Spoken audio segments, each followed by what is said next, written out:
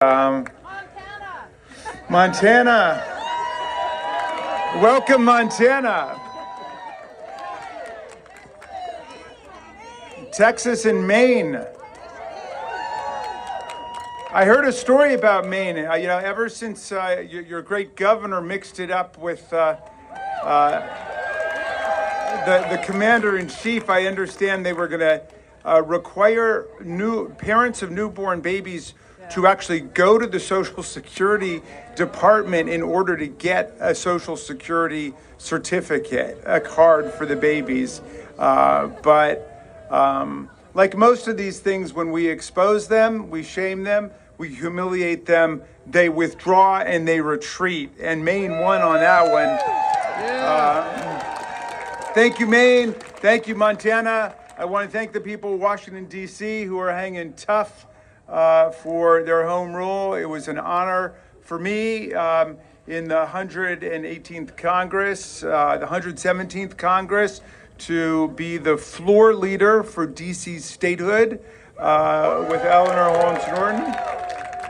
And when I got up, I thank the people of Washington who have a valid, bona fide political grievance, not a fraudulent, confected one. And they didn't come down and beat the daylights out of our police officers and try to overturn the Constitution. They've just petitioned for statehood.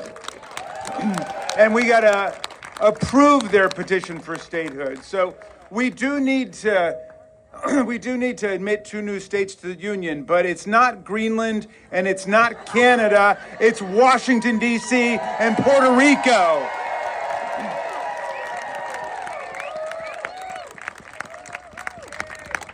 So thank you all in Indivisible for doing what you're doing. Anybody here been to another rally so far? Yeah. It's number 12 for me, my slogan is a rally a day keeps the fascists away. And people are pouring out into the streets all over America, in the state capitals, at the city and town halls, at the county buildings, at all of the federal buildings to defend our democracy, to defend our freedom. We've also got to defend our science too, don't we? Got to defend reason and facts. Do you think that we're going to be able to solve autism with a bunch of right-wing conspiracy theories? You think we're going to be able to treat COVID-19 by injecting ourselves with bleach? You think we're going to be able to establish and maintain the scientific preeminence of the United States of America by tearing down the NIH? So are you guys going to lie down and let these autocrats, these plutocrats, these theocrats, these dictators and tyrants roll all over you? I don't think so. You guys are looking tough. Looking like you're going to stand for democracy. You're going to stand up for freedom. Stand up for the environment. You think we're going to be able to solve climate change by banning use of the words climate change? No, the people are going to do it. The people are going to do it. My friends, these guys need a basic constitutional law 101 refresher course. Would you mind if I give it to them? If you don't mind. Because, let's hear it for teachers. Let's hear it for teachers.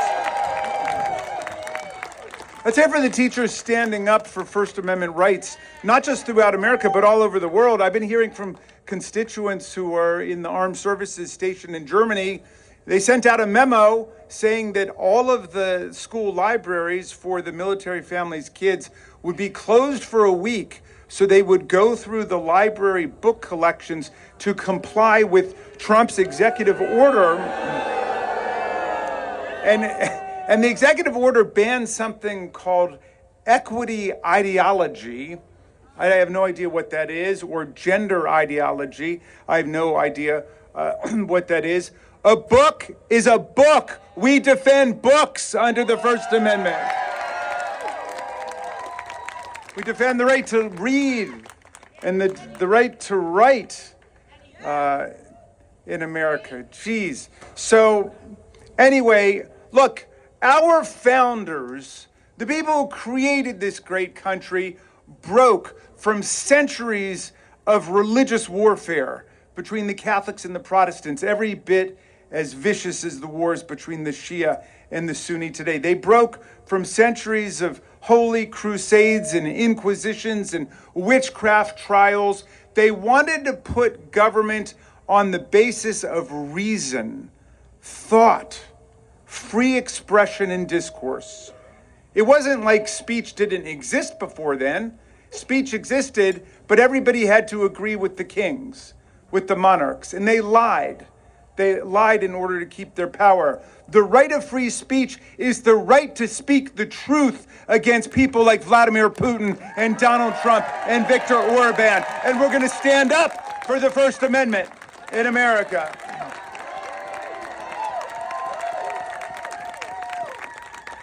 The First Amendment protects religious free exercise, the right to worship as you please, or the right not to worship as you please. It prevents an establishment of religion in any way, and yet we have to fight about that on a daily basis still with these people. One of my colleagues got up on the floor, he said, the moral downfall of America took place in 1962 with Engel versus Vitale, when the Supreme Court banned prayer in the public schools. And I got up and I said, you know what? The Supreme Court never banned prayer in the public schools. As long as there are pop math quizzes, there will be prayer in the public schools, okay?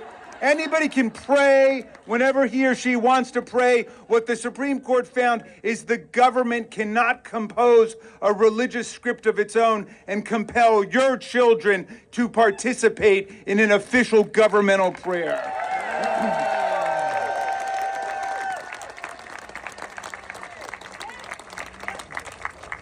And now we got Louisiana and other states voting to endorse the 10 Commandments and post the 10 Commandments. So, of course, my MAGA colleagues came in. They were very excited after that weekend. They wanted us to endorse the 10 Commandments. I said, gee, the 10 Commandments have been doing fine for millennia without an endorsement by the Freedom Caucus and the U.S. House of Representatives. No, they assured me that the 10 Commandments are based, or rather the Bill of Rights are based on the 10 Commandments, right? Because there's 10 amendments, so there's 10 commandments, so they've got to be based on them. And I said, really? Because the First Amendment says, Congress shall make no law respecting an establishment of religion. The first commandment says, thou shalt have no other God before me, okay? I'm not quite sure how those two things relate to each other. But no, they insist, we're going to go to the floor. We want to vote on the 10 Commandments. I went to the Rules Committee and I spoke to my friend Jim McGovern, who was then the chair of the Rules Committee. I said, you know, if we're going to vote on the 10 Commandments, we should have to vote on each commandment separately, okay? And not the omnibus package they keep talking about. And you shouldn't be able to vote for any commandment that you yourself have ever violated, okay? How about that? I noticed, you know, we were at the joint session of Congress, and when it was all over, the chief of staff to Speaker Mike Johnson got in his car and started driving a little bit and plowed into the back of a parked police car. Then they took him out and, he blew through all of the measures of DUI. He's arrested for DUI, but the speaker's going to stick with him. How about this? Maybe it's time for us to end all of those dangerous DUI hires in America. What do you think? No, Donald Trump. DEI does not cause plane crashes, but DUI does cause auto crashes.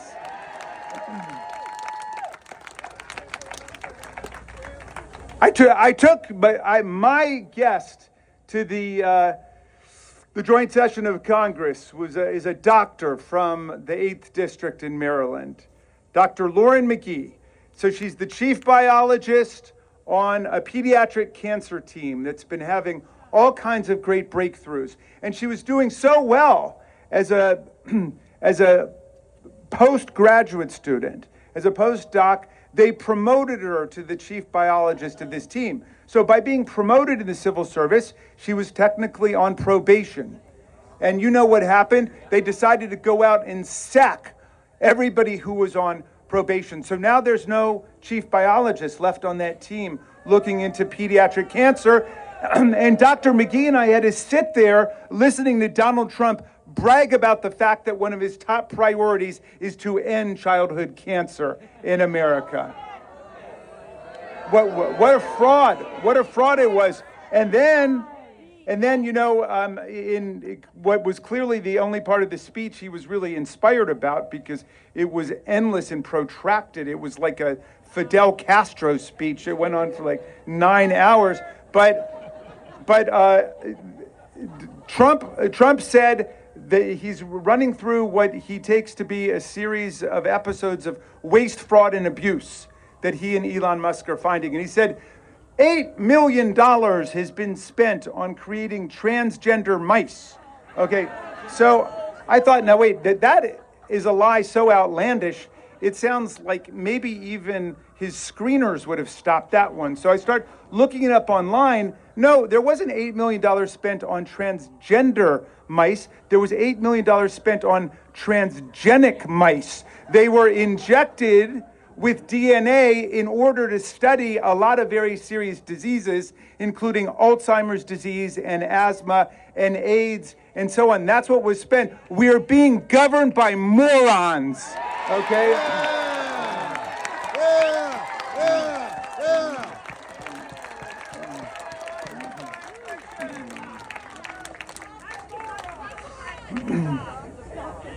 My friends, if they would follow the Constitution, for one thing, they would not have more than 35 temporary restraining orders and preliminary injunctions shutting them down for what they've been doing. We are beating them every day in court.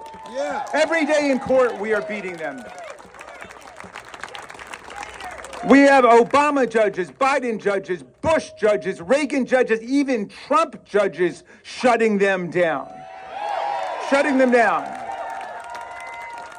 One Reagan judge looking at their utterly fraudulent, unbelievable birthright citizenship executive order, which purports to nullify birthright citizenship for millions of people in America.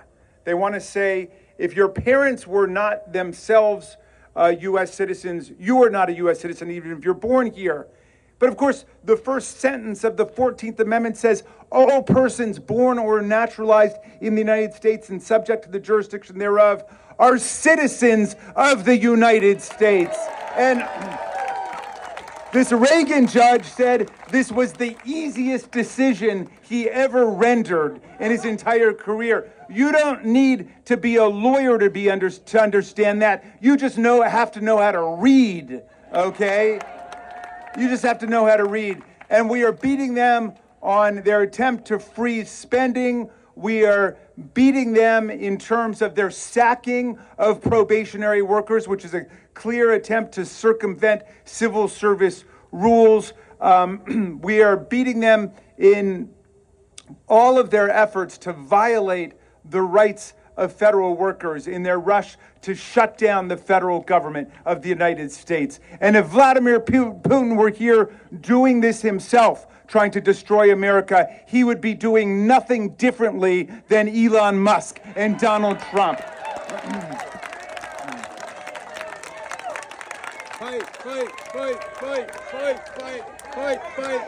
My friends, they don't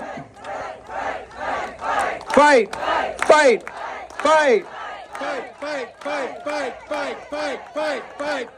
They don't know the first thing about our Constitution.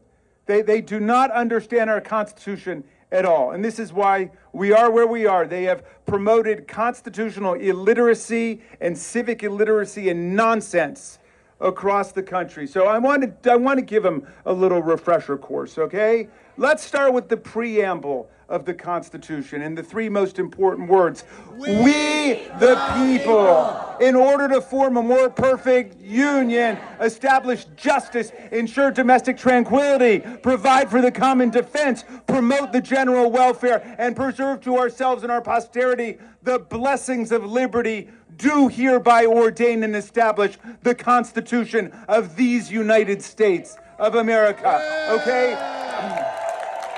And then after the preamble, the sovereignty of the people, which establishes the Constitution in our extraordinary country, flows immediately where? Into the president, into Elon Musk? No, into the Congress of the United States. All legislative power is vested in the Congress of the United States in Article 1 of the Constitution. Sometimes my colleagues will get up and they'll utter that fifth grade dogma that we have three co-equal branches. My friends, first of all, co-equal is not even a word, okay? It's like extremely unique. Secondly, what is equal about the branch that is put in first, the preeminent branch, as James Madison said in the Federalist Papers, which has all of the lawmaking power, and then the Article 2 president, whose job is to take care that the laws are faithfully executed, right? If you look at Article 1, it's page after page of all of the powers that Congress has to regulate commerce domestically and internationally, to declare war. That's up to us. To pass budgets, to impose taxes. That's the Congress. To support our allies abroad, like the people of Ukraine. Thank you very much.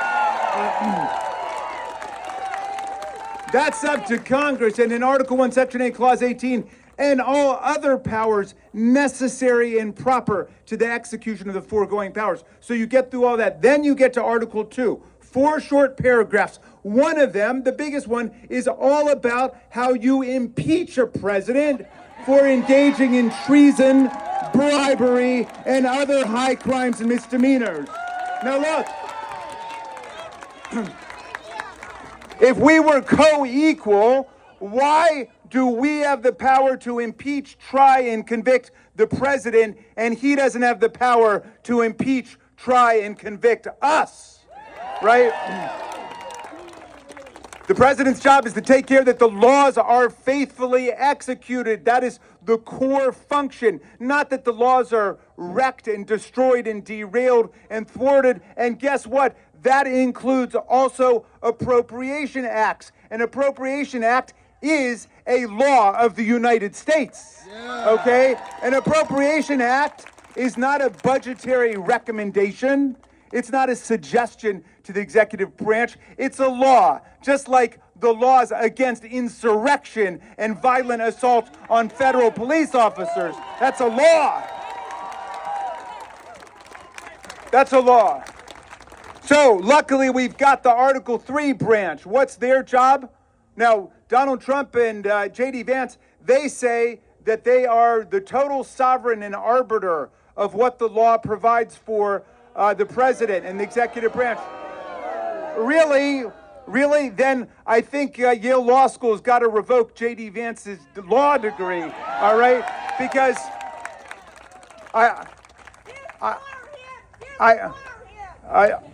that's not a bad idea either, okay? In 1803, in Marbury versus Madison, Chief Justice John Marshall determined it is emphatically the province and the duty of the Judiciary Department to say what the law is. That's up to the Supreme Court and the judiciary. It's not up to the President of the United States. And then they say, well, no, the President has the power to control everybody who works for the President. He doesn't have the power to command them to engage in criminal actions. That was established also in Marbury versus Madison, where the Supreme Court said that the Judicial Department has the authority to tell James Madison, who was then Secretary of State, to deliver a judicial commission to the judge designate William Marbury, even if the president, Thomas Jefferson, was telling him no. So we've had it in our law for more than 2 centuries that everybody who works for the federal government must follow the Constitution and the law as interpreted by the courts of the United States. Everybody. And that's in the Constitution too, not just because the president has got to swear an oath of office to uphold and defend the Constitution against enemies, foreign and domestic, but also because of Article 6 of the Constitution, the Supremacy Clause, which says that the Constitution and the laws adopted pursuant to the Constitution are the supreme law of the land. We have no kings here. We have no queens here. We have no monarchs here. We have no emperors here. We've got no autocrats. We've got no titles of nobility. Just the Constitution and the people, and those of us who aspire and attain to public office, no matter how high, President of the United States or Supreme Court Justice, or how low it might be, it makes no difference. We are nothing but the servants of the people. And the minute that we begin to act like we're not servants of the people, but we're masters of the people, we're kings of the people, that is the moment to evict, eject, reject, impeach, try, convict, start all over again. And start all over again. But right now, we don't even have just the typical old insane presidents who want to become kings. We've got Elon Musk in the picture. Now, Elon Musk, he represents a Silicon Valley billionaire political mafia, okay, which no longer believes in our form of government. They believe democracy is defunct. They believe the Constitution is antiquated and obsolete. Read the interview a month ago with his intellectual guru, Curtis Yarvin, in the New York Times. And Curtis Yarvin said the people have got to get accustomed to the word dictatorship. And he said, no, he said that a dictator is just like a president, CEO of a corporation. And there's dictators in each company. And so we need a dictator, he says, for the corporation that is America. Are you going to lie down and let these people destroy what our parents, our grandparents, and prior generations built in America? No. Are you going to fight for democracy? Yeah.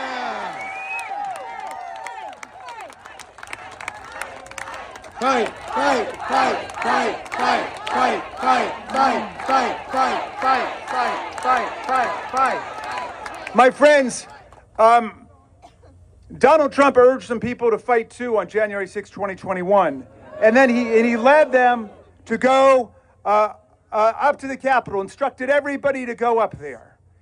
And they, of course, unleashed the worst violence against our Capitol Police, against our Capitol, against our Congress, against the Vice President that America has ever seen here in Washington, D.C. Did not even happen during the Civil War. The movement that has broken out all over America, the movement to redeem the actual promise of the more perfect union of our country, this movement exists as a non-violent mass movement to reclaim America. To reclaim America. And we act in the spirit of the great civilizing movements of our history. The abolition movement, the women's suffrage movement, the civil rights movement, the women's movement, the environmental movement, the peace movement, the anti-war movement, the labor movement, the environmental movement, the climate change movement. We are the heirs to this great history. And we are going to live up to that history in reclaiming democracy in our Constitution for the people. And we're not going to let Elon Musk, we're not going to let Donald Trump or J.D. Vance, we're not going to let any other friend of Vladimir Putin and Viktor Orban and Kim Jong-un tear down what our forefathers and foremothers built in America. Yeah. Now, I want to tell you about something I'm doing this week, and I want to invite all of you to join in with me if you're moved to do it. In addition to everything else they've done in terms of tearing down the Agency for International Development and the Consumer Financial Protection Bureau and the NIH and the Department of Education. But we're beating them in court. But in addition to all of that, they're also taking our data. They're taking our information. So, my friends, I notice that Elon Musk has been taking the position, in some courts at least, that Doge is a federal agency. And if it's a federal agency, if it's not a wildcat illegal operation, if it is a federal agency, and I think a court might be ready to hold that, if it is a federal agency, we've got a right under the Privacy Act and FOIA to get all of the information they've got on each of us, okay? And I'm filling out a Privacy Act, Freedom of Information Act request. I want to know all the information that Doge has on me and my family. I want to know everything they've got about our IRS records, about our college student loans, and so on. Every American citizen, 340 million American citizens, have that right. I'm sending that in this week as soon as the court comes down with its decision. I invite you to join me.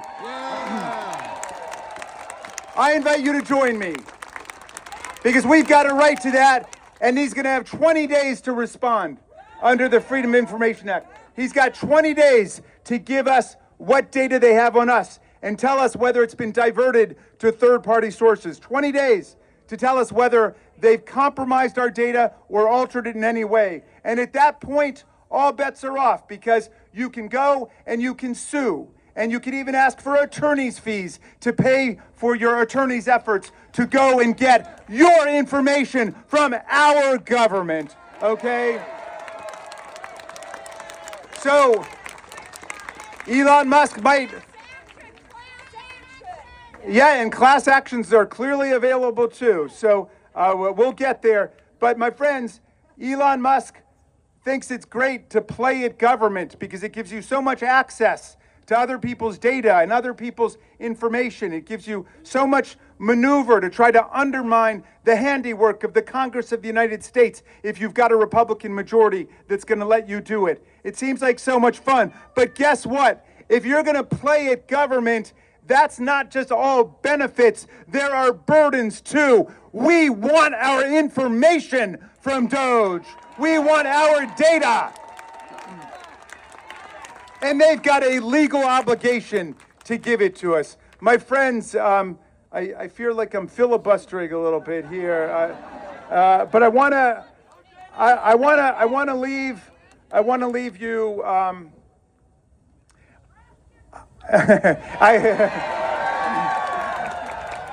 I said something at the Science March the other day. Anybody go to the Science Rally? Thank you for being there. But I remembered something that I learned when I was in college. I was in a class, and there's this very striking passage from Wittgenstein, and he said that the truth of an empirical proposition depends on whether or not it corresponds to reality. He said, the truth of an analytical proposition is whether it corresponds to the laws of logic.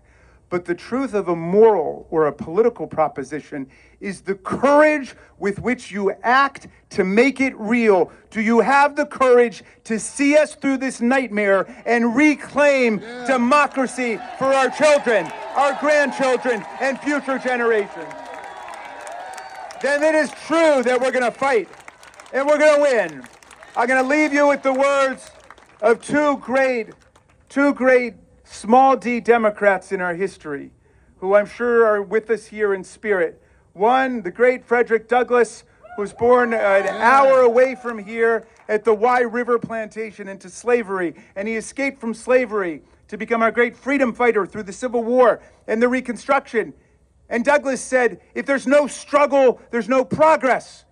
The struggle may be moral, it may be physical, it may be moral and physical, but there must be struggle. Power concedes nothing without a demand. It never has, and it never will. A message to you from a great Marylander from the 19th century.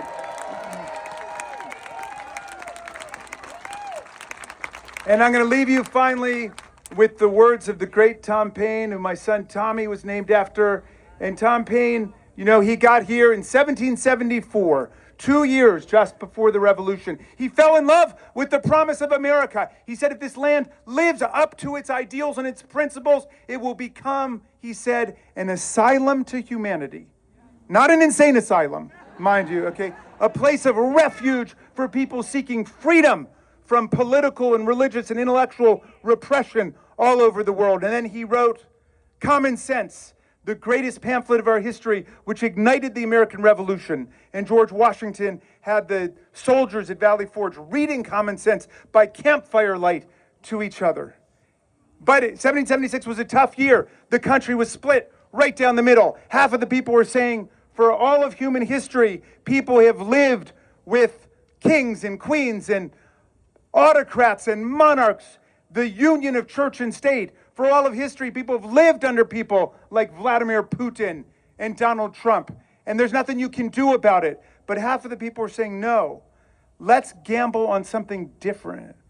Let's pledge to each other our property, our lives, our sacred fortunes in order to build democratic self-government with freedom for all. But you know, a lot of people were thinking in 1776, the battles were not going well. We were up against the greatest empire in the world. We're up against the richest people in the world with the most gold. It was another golden age for the people with the gold.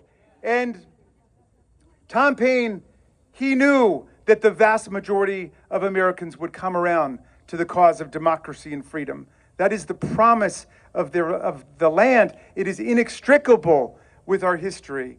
But anyway, he wrote this other pamphlet called The American Crisis, and I just want to quote a tiny passage for you. I'm going to update the language pursuant to instructions from Nancy Pelosi, because she told me Tom Paine was a feminist, and that he was. He was fighting for women's voting rights in the 18th century, and he was abolitionist too. But Paine said, these are the times that try men and women's souls. The summer soldier and the sunshine patriot will shrink at this moment from the service of their cause and their country. But everyone that stands with us now will win the love and the favor and the affection of every man and every woman for all time. Tyranny, like hell, is not easily conquered, but we have this saving consolation. The more difficult the struggle, the more glorious in the end will be our victory. Let's make that victory ours, Indivisible. Let's make it ours. Thank you very much.